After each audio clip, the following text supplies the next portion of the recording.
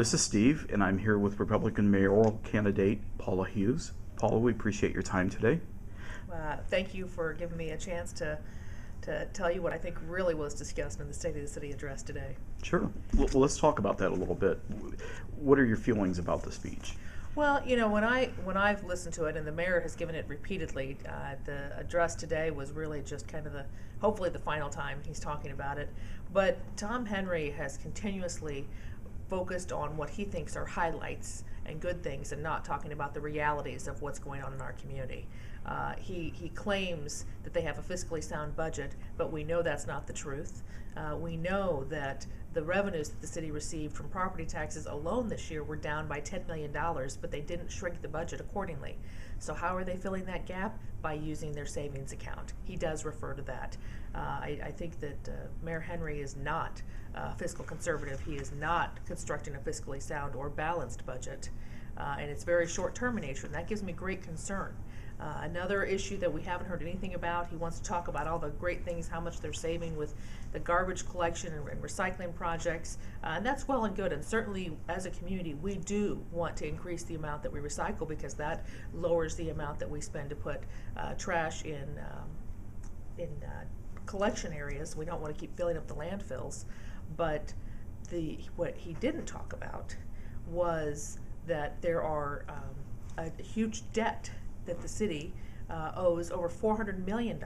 They've increased that, nearly doubled it in the last 7 years. No attempt to address it. They just keep talking about spending. All of that, and that to me resonated really in this speech. There was a lot of talk about how they were going to spend money and how all these projects they were going to do, but no accountability for where the money was going to come from, and certainly no accountability to the taxpayers of Fort Wayne. Mm-hmm. Talk about what's going on with gang activity, and he refers to the increase in, there hasn't been an increase in crime overall, which is true, but there has been a great increase in homicides in this community and in drug trafficking in this community. And there's no attempt to address how we're going to deal with that. We have to tie in all the different elements of the community for this. The mayor's office has to make that a priority. In my administration, we will have an open door, because we think it's a crucial issue. Every citizen in this community has the right to feel safe in their own home, in their neighborhood, and in their city. And there are a lot of people in this community that don't feel safe, and it's because drug trafficking has run rampant. And we have a lot of folks coming in. Some of it is gang related. The gang complexion is changing in this community. We know that. We know that gang activity is way up, and that the reality is that it's a hard thing to deal with, because there are shifting alliances there. But as a community, we can come together. My premise is that we not only deal with it from a justice perspective, because that's when you just lock somebody up and put them away. We also have to get into prevention and intervention. There are a full realm and a whole range of projects that are already happening in this community in some form that should be emphasized to address the ongoing crime problem in our community. And Mayor Henry wants to talk about technology for that, and that's all well and good, but we're skipping over some of the most common sense steps to address things. Mm-hmm. One of the things that was mentioned one of the things that wasn't mentioned mm-hmm. in the speech, the upcoming CSO and the decree work that has to be done. That's kind of a huge issue, isn't it? It's a very huge issue. I mean, the city of Fort Wayne has a big bill coming due. This combined sewer overflow is something that generations of mayors have put off dealing with. We knew over 20 years ago, that it was an issue for us, that we have an aging sewer system, that the combined sewer overflow is ruining our rivers, and in many ways a quality of life for us in the community who would like to use our rivers. They're radically increasing the utility rate. What was the solution? Well, we'll just up the rates and everybody can pay for it. Well, I mean, that's one way to fix it, but there are a lot of other creative solutions that other communities are using that aren't being implemented in Fort Wayne, but now we're all going to pay the bill for it. Mm-hmm. Another one of the omissions, the North River Now property, former OmniSource property. Do you think it's wise that the city maybe look into purchasing that property outright, or? Well, I am as big a proponent of downtown as you're going to find in this city. I ran the Downtown Improvement District for 6.5 years, and I believe strongly that we have to focus on our downtown. The North River project, we had a group that met and talked about that several years ago. I was a part of that group. None of the plans that came out of that were really realistic or feasible for implementation. So they've kind of scrapped them and now they're looking at it again. There are some projects that are possibilities, but I have a concern about the city taking on the liabilities of a property like that. We know that indemnification is an issue, meaning that there are legal liabilities for substances that could have been in the soil in the past. Does the city really want to take on another headache like that? Is that the best use of our resources?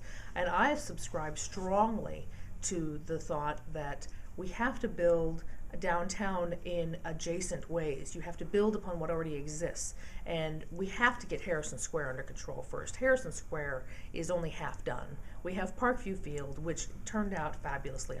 Everybody in town, or most people in town, are willing to admit that even though there was objections at first, it's a great facility for this community. But we have to finish the project. Let's finish one thing before we take on the other. And if you are going to do another, do it adjacent so it starts to build and grow. One of the issues this community has is that downtown's too spread out. It's not as walkable as it could or should be. And doing something that's that many blocks away on the other side of the river is not going to help build the downtown. It's going to pull attention away from the core of downtown that we're just starting to successfully build. If we want to get to that tipping point, which I believe that we are very close to, we have to build on the success that we already have, not go way out in Northfield, if you will, to take on the next project. So I think long term, that's something that is wise for the city to look at, but you have to pay attention to the potential liabilities, and you have to think about what is going to truly grow the base of downtown first. Do you think, I guess one of the things that people have forgotten about is that there were actually 3 phases to Harrison Square. That's the right. first phase is still yet to be completed. That's right. It sounds like it's really close. Maybe tomorrow we'll have some news about that. But Presto, change-o, it's fixed. Yeah. I guess, how easy do you think it's going to be to trigger that phase 2 and phase 3? Well, I mean, the way it was originally drafted, phase 2 was supposed to be automatically triggered when phase 1 hit a certain level of development. The developers were obligated to go to phase 2. Well, we have blown past every contract obligation, and we haven't held them accountable. And the mayor says that finally we're going to hold those developers accountable. You'll pardon me if I'm skeptical. I think that we have brought more problems upon ourselves by not more strictly enforcing that contract to begin with. A lot of the best part of that project was the fact that it was a public-private partnerships, and the public sector came to the table. We've built the ball diamond. The private sector has not come to the table, and in private sector I mean Berry Real Estate. They have not fulfilled their obligations, and we should have held them more accountable. If we're going to finally move on and work with a new developer, I will say hallelujah, it's time to get something done there. But I think we have to really revisit the whole project now, because the world is a different place than it was 5 years ago when we first started talking about this. Mm-hmm. Do you think that possibly more land should be looked at being acquired around that area by the city? Or I don't think the city should be acquiring more land. I think that what comes next should be private sector driven. The public sector, the city did their part by planting the seeds, by building the ballpark, and now it's time for the private sector to partner in that. One of the things that happens is when the public sector overinvests in a project, it's not sustainable. So you wind up with projects that are good for the first 5 or 10 years, but then they start to falter because they were never built with that sustainability in mind. But private sector instinctively builds in sustainability because they have the profit motivation, and they're only going to do things that are going to keep sustaining themselves. They're not going to dump a bunch of money and then turn their backs on it. And unfortunately, government has a tendency in this community and in others to have a bunch of money for capital up front, but not to deal with the maintenance issues down the road or to deal with perpetuating the project. So no, I don't think that we should be buying more land right now. There are private sector developers in town that are talking about project possibilities adjacent to the ballpark area. I think now's the time for government to get out of the way and let private sector succeed. One of the other things that I didn't hear today, maybe I just didn't listen close enough, but I just didn't have this sense of a mission or vision for the downtown. Perhaps part of that's we were spoiled by Graham Richard, former Mayor Graham Richard. Part of it may be the economy, has played a part in that, maybe stalled things a little bit. What would you say about vision for downtown? Well, my vision for downtown is that it is a vibrant place where people live, work, and play. That's what the best of all possible worlds for downtown. And we have started a lot of things in motion to create that downtown. And some of it maybe has been hampered by the economy, but I think there's an overall lack of vision by the city administration in every area right now. It's not just downtown that's lacking a vision. It's the city administration as a whole. What is the vision and mission that drives city employees to succeed every day in the work that they do? What is Fort Wayne striving towards a community? Why are we not known as the best place in Indiana to do business? Why aren't we known as the best place in the region to live? I think in many ways we are, and we have those pieces, but the mayor's office should be pulling that all together and bringing people around the concept that will make all of us truly successful. Would you be in favor of pulling the Blueprint Plus off of the shelf, dusting it off, giving it a fresh look, maybe doing some charrettes? Well, you know, I think there's a balance there. I was involved with both the first Blueprint and the Blueprint Plus. Those were done under my watch at the Downtown Improvement District.